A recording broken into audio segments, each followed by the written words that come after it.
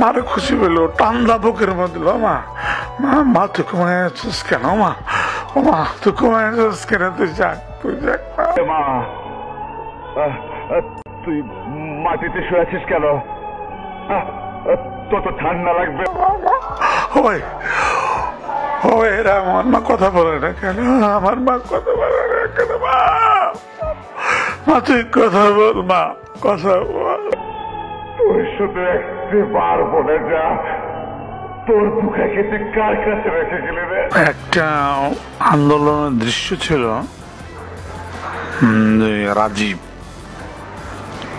খ্যাতিমান অভিনেতা আমার উস্তাদ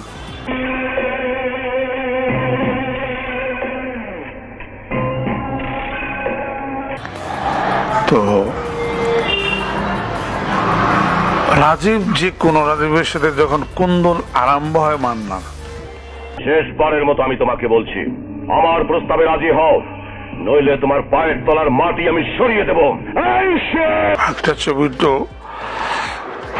হিরো আর ভিলেন আর ভিলেনের শিকড় যদি শক্তি না হয় সেটা চলে না। তো সেই রাজীবের সাথে এবং মান্নার সাথে কন্ট্রিবিউশন লাগলো লাগার পরে মান্না বাইরে আসে আসার পরে যারা যে কি করলো ওরা বস্তি ব্রাশ ফায়ার করে সব লোক মেরে ফেললো।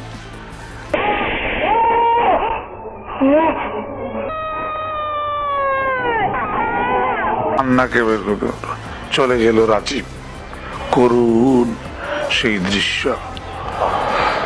সাদা কাপড় দিয়া ঢেকে রেখেছি লাশ আর লাশ। মান্না খবর পাইল যে বস্তিতে এই হয়েছে দৌড় দৌড়তেছে আর মা মা চিৎকার করতেছে। হ্যাঁ মা ছিল। মান্না ইসা তাড়াইল টাপাস করে বাতাসে লাশগুলির উপর থেকে সাদা কাপড়গুলি উড়ে গেল।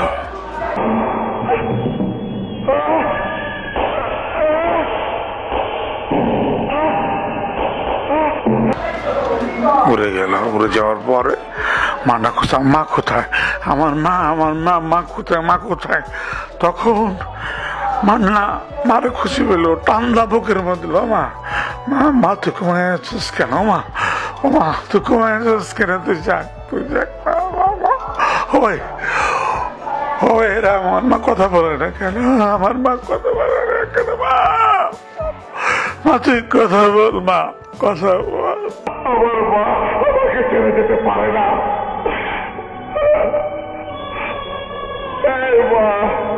তখন একজন দর্শক বলে ফেললো যে গুন্ডা বাহিনী তোর মাকে গুলি করে মেরে ফেলছে না।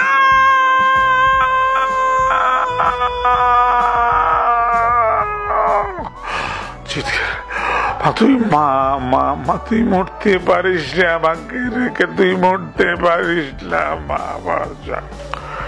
এই যে অভিনয়টা আমি ওকে বললাম স্টার করতে হবে তোকে, সে কি করলো আমি যা দেখাইছি তার ডাবল অভিনয় করে পুরো পাবলিক রে কান্দা দিচ্ছে। এই তার সাথে আমার স্মরণীয় একটা ঘটনা।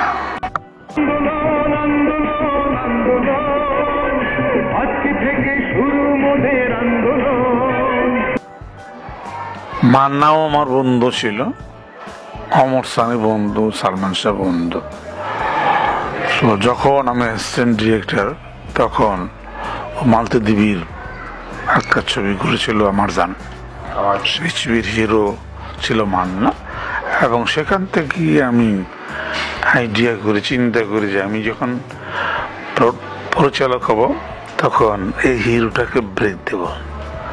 ঠিক তেমনি আমার সানিকে বলছি যে আমি যখন প্রথম ডিরেক্টর হব তোকে আমি নেব, কিন্তু ওই যে চেক ছেড়ে ফেলছে সেই জন্য ওকে বাদ দেয়া মান্নাকে নিয়েছি। এবং মান্নাকে নেওয়ার পিছনে একটা কারণ হইল যে মান্না আমি যা বলি মান্না তা বোঝে, আমি যদি বলি সংলাপটা এইভাবে দিবি, ঠিক ওইভাবে সে থ্রো করার চেষ্টা করে।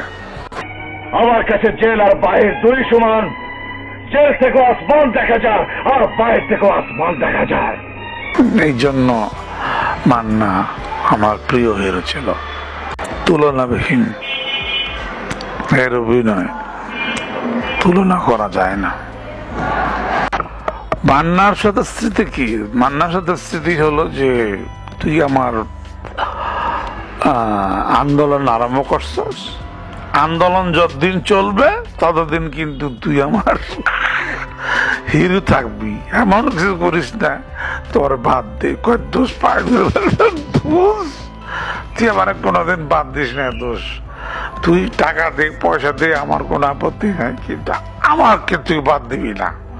আমি তোর সব গল্প করতে চাই। করতে করতে করতে 24 থেকে 25টা ছবি এট এ টাইম পড়ছে। করার পরে হঠাৎ একদিন খবর পাইলাম যে মান্না মারা গেছে।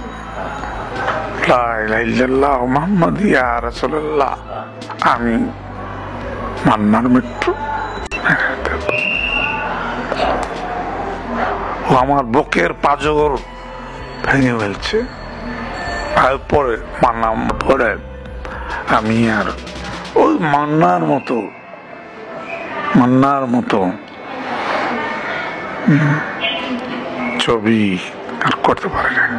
মান্নার মরে যাওয়াটাই আমার স্মৃতি, মান্নার মৃত্যুটাই আমার স্মৃতি। সর্বশেষ দেখা হয়েছিল দেখা হয়েছে। জিজ্ঞেস করলাম, আমাকে বললো তুই বস, তোর লোক কথা আছে। বসলাম, তারপরে হরি শেষ হইলো, চা খাইলাম দুইজনে, যে রাত্রে তুই আর আমি একসাথে দিয়ে বসুন আগে হোটেলে খাবো, তুই সন্ধ্যার সময় চলে আসিস। ঠিক আছে, সন্ধ্যার সময় আসলো, খাওয়াটা আর হয় নাই, কারণ অভিনয় করতে করতে অনেক রাত্র হয়ে গেছে। তখন আমাকে বললো যে তুই চলে যা, আজকে না আরেক দিন। চলে গেলাম।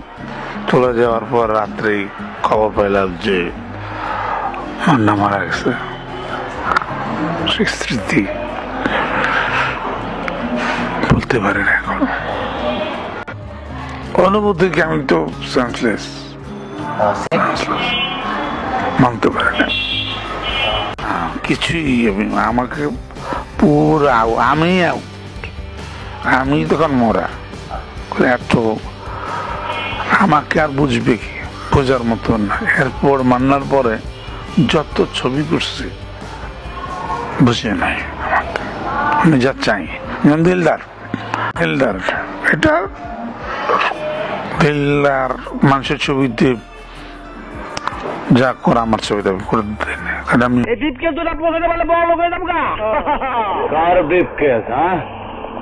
নিশ্চয় কোনো সন্দেহজনক। আমি অভিনয় জানি। আমি ছোটকালে যে নাটক করতাম বাবার, সেই দুধ দিয়া রাত্রে 7-8 জন বন্ধু বান্ধব ওই দুধ আর মুসি করে কিনে না, দুধ ইয়েকে মিঠাই মিলাইয়া তারপর চা খাইতাম ছোটকাল থেকে। তখন স্বপ্ন ছিল যে আমি একদিন ফিল্মের নায়ক হব। আমার সন্তান মরে গেছে, তার স্মৃতি আমার বুকে নিয়ে বয়ে বেড়াচ্ছি। আপনাদের কাছে অনুরোধ, মান্নার জন্য দোয়া করবেন যেন জান্নাতবাসী হবে। মান্নার সম্পর্কে আর বলার কিছু আমার নাই। বুক কাঁদে, মন কাঁদে। এই মন বুক ভরা ছিল মান্না। আমার জীবন থেকে সরে যাওয়ার পর আমি আর ভালো ছবি তৈরি করতে পারিনি। সেই জন্য ওর কথা মনে হলে আমার মন কাঁদে। আমি পারি না মান্নাকে ভুলতে। আপনারা মান্নাকে দোয়া করবেন।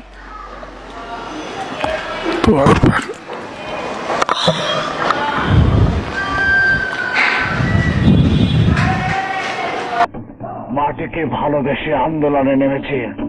ঠিকানা বল। আল্লাহর কাছে।